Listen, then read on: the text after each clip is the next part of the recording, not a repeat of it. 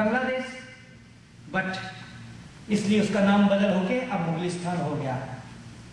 पूरा असम बांग्लादेश के बीच में है, फिर हमारे मालदा, नॉर्थ दिनाजपुर, मुर्शिदाबाद, उसके साथ पूर्णिया, किशनगंज, कटिहार, अररिया, उसके साथ ईस्टर्न यूपी, आगे चलते हुए और कानपुर होते हुए वेस्टर्न यूपी के सारे मुरादाबाद, बिजनौर, अलीगढ़, सारे मुस्लिम मेजॉरिटी बन रहा है। रामपुर चल रहा है। तो क्या इसको हम मान लेंगे? हमारे बंगाल के गांव में, गांव की स्थिति हम कैसा बताएं? एकदम बॉर्डर के एरिया में गाय है, लोगों के घर में गौ है, तो रात को मुसलमान उसको लूट करके ले जाएगा। इसलिए बीएसएफ का जो कैंप्स रहता है, बॉर्डर सिक्योरिटी फोर्स, गांव के लोग जाकर, बीएसएफ कभी कभी अच्छे होते हैं, तो अपने कैंप में वो गाय को, वो किसान अपने गाय को रख देता है, फिर सुबह आकर लेके जाता है। तो मुसलमान कहता है कि टाका रख भी बैंक के, गोरू रख भी कैंप पे, मतलब तो पैसा तो रखेगा बैंक में, हिंदू से कहता है, और तो गौ रखेगा कैंप में, बीएसएफ का कैंप में, बहू कहाँ रखेगा? बहू यानी पत्नी को।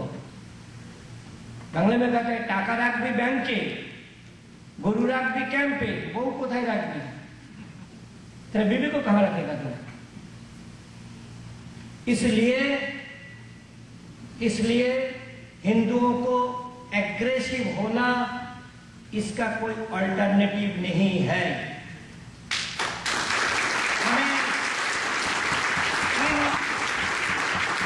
पढ़े लिखे लोग, बुद्धिजीवी एलिट क्लास, उनके उपदेश पर अगर डिपेंड करके रहना पड़ेगा तो हमें दोबारा देश छोड़ना पड़ेगा, जिसके लिए हम तैयार नहीं हैं।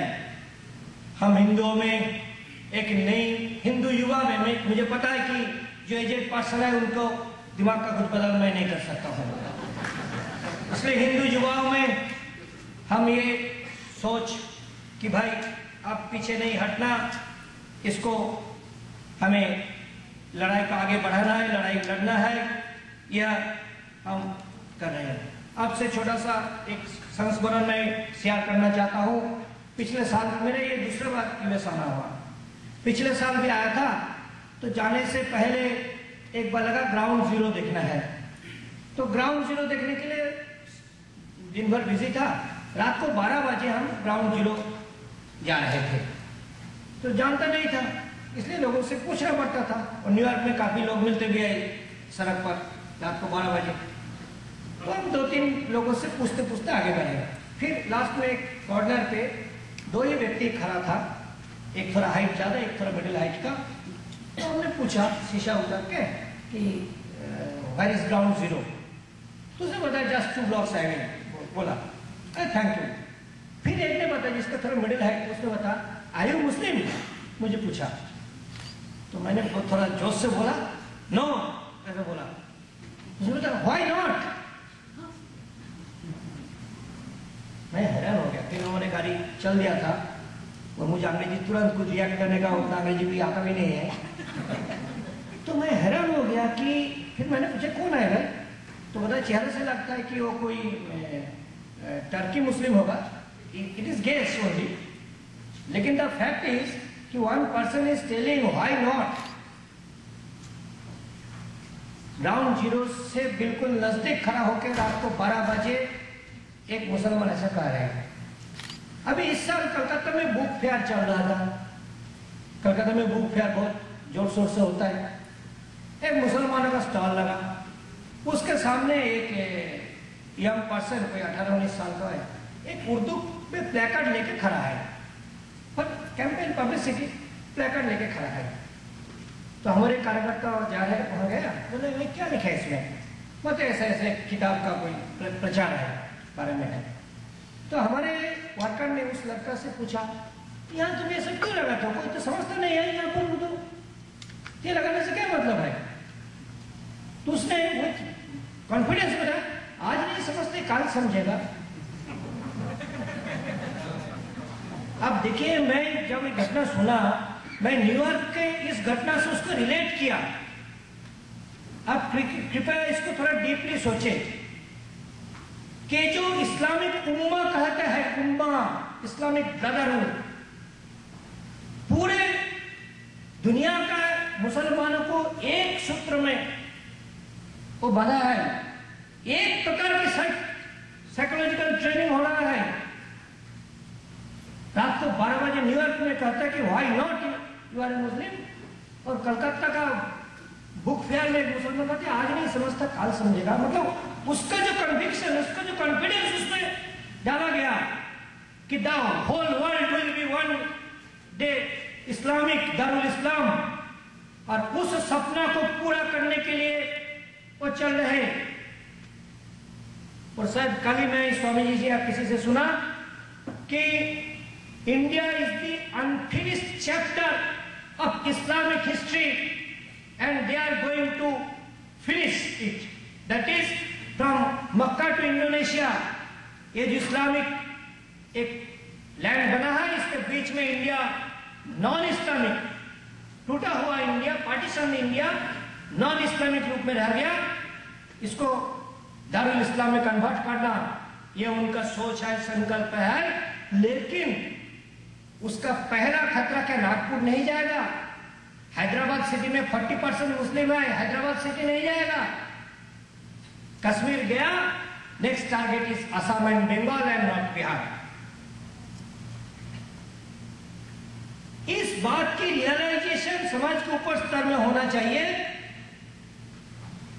जब ऊपर स्तर में होगा तब नीचे स्तर में इसको रोकने के लिए जो लड़ाई, उस लड़ाई को मान्यता मिलेगी। इसलिए हमने जो काम शुरू किया उसका दो ही कार्य है कि गांव-गांव में सामान्य हिंदू, अनपढ़ हिंदू, उन पर जब अत्याचार होते हैं और जब थोड़ा कुछ प्रतिकार करने का कोशिश करते हैं तो समाज के वातावरण ऐसा है कि उसको दबाया जाता है। No no no no, communal harmony, communal harmony. अरे भाई हुआ है रेप, किसी थानेदार के पास गया या नेता के पास गया, इसका रिप्लाई क्या मिलते? Communal harmony, communal harmony maintain करना है। रेप के बारे में नहीं, वो बाद में। तो एक जो विक्टिम हिंदू, उनको समझ में नहीं आता कि whether I to protest against this atrocity is a just thing or not. इसलिए हमारा प्रथम काम है कि हिंदू को इसका प्रतिकार, प्रतिरोध और प्रतिवाद करने के लिए उनको मॉरल सैंक्शन देना कि ये तुम जो कर रहे हो ये सही काम है, तुम्हें करना चाहिए, ये नेचुरल है, ये हक है। उनको मॉरल सैंक्शन देना।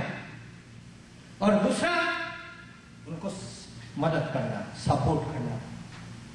और सपोर्ट तीन चार प्रकार की होता है। पहले तो उनके पास जाना, वो स्थान विजिट करना, फिर वो प्रशासन तक अनेक बार पहुंच नहीं पाते, पहुंचते भी प्रशासन उसको लात मार के भगा देता, तो प्रशासन में जाकर, एडमिनिस्ट्रेशन में जाकर ठीक ठाक कंप्लेंट दर्ज करना, उसका कुछ भी टेक्निकलिटी है, वो सब हमने किया। तीसरा काम है कि वो जब लड़ाई लड़ता है तो कोई बंद होता है, अरेस्ट होता है। मुसलमान अरेस्ट नहीं होता है, हिंदू अरेस्ट होता है। तो उस समय उसका 100% कानूनी सहायता करना, उसका जमानत के लिए व्यवस्था करना, वकील देना, जेल में है तो जेल में देखरेख करना, और उसके बाद उसका परिवार को मदद करना। और उसके बाद कि और लोगों को लेकर, क्योंकि हिंदू का दुख उसका अकेला का होता है। हमारा काम इतना है कि एक हिंदू महिला पर रेप हुआ है, अत्याचार हुआ है, तो उस एरिया के 500, 1000, 2000, 5000 हिंदू की इकट्ठा करके प्रोटेस्ट करना, रोड जैम करना और उसका कुछ न कुछ प्रतिकार कराना। और हमें ये देखने को मिला है कि थोड़ा सा मदद से, जबकि हिंदुओं को, विक्टिम हिंदू को लगता है, प्रोटेस्टर हिंदू को लगता है कि हमारे पीछे कोई है, हमारे साथ कोई है, तो बहुत ही उत्साह के साथ और डिटर्मिनेशन के साथ वो इसका प्रतिकार में लगता है, लड़ाई में लगता है। तो वो काम हमें करना है। एक छोटा सा रिक्वेस्ट, यहाँ डॉक्टर स्वामी है, डॉक्टर स्वामी जो जो विषय हाथ में लिया है इसमें वो मैंने उसका लॉजिकल एंड तक पहुंचा है। अभी 2011 का सेंसस पूरा हो गया और मेरे मन में बहुत ही डर है, शंका है कि गवर्नमेंट इस सेंसस का रिपोर्ट जब निकलेगा तो कितना गरीब, कितना अमीर, कितने एससी, कितने एसटी, सब कुछ पब्लिश करेगा। केवल रिलीजियन बेसिस शायद पब्लिश नहीं करेगा, उसका सप्रेस करेगा और हिंदू को समझ में नहीं आया, पता नहीं चलेगा कि खतरा कितना नजदीक आ गया है। इसलिए मैं डॉक्टर स्वामी से पर्सनली रिक्वेस्ट करता हूं कि वो कम से कम ये तो जानना हमारे अधिकार है ना, भाई कितना परसेंट हिंदू है, कितना परसेंट क्रिश्चियन है, कितना परसेंट मुस्लिम है हर जिला में, हर ब्लॉक्स में, हर स्टेट्स में। और ये सप्रेस करने का तो कोई सरकार को अधिकार तो नहीं है, लेकिन सरकार करेगी। इसलिए और हमारे देश के जो प्रधान विपक्षी पार्टी है वो भी इसमें दबाव नहीं डालेगा, ना पब्लिसिटी, वो भी दबाव नहीं डालेगा। इसलिए जो काम पार्टी को करना चाहिए नहीं करता है, डॉक्टर स्वामी करते हैं, तो मैं डॉक्टर स्वामी से इस विषय में रिक्वेस्ट करता हूं कि ही compel our Indian government to publish the demographic statistics like early decades. Bangladesh में ग्रेटर बांग्लादेश बनाने की साजिश और प्रचार जोर शोर से चल रहा है। हिंदुस्तान में लोगों को पता नहीं है कि जमीनी स्थिति का एक छोटी सी घटना का मैं जिक्र करना चाहता हूं। मयमनसिंह सिंह में हमारे कलकत्ता से हमारे कार्यकर्ता उसके रिलेटिव के घर गया है, मौसी के घर गया है। अब जानते हो ईस्ट बंगाल वेस्ट बंगाल में काफी मिंगलिंग और यातायात है, विथ पासपोर्ट विदाउट पासपोर्ट दोनों चलता है। मैं कुल 8 बार बांग्लादेश गया हूँ, उसमें 2 बार बिना पासपोर्ट गया हूँ और अभी पासपोर्ट लेके जाता हूँ। तो अभी हमारे कार्यकर्ता युवा लड़का गया था, उसका मौसी वहां पर थोड़ा अमीर है, कुछ फैक्ट्रीज वगैरह है और वहां मुसलमान गुंडों को हर महीना 20,000 रुपया वो सिक्योरिटी मनी देता है। वहां का 20,000 रुपया, वहां का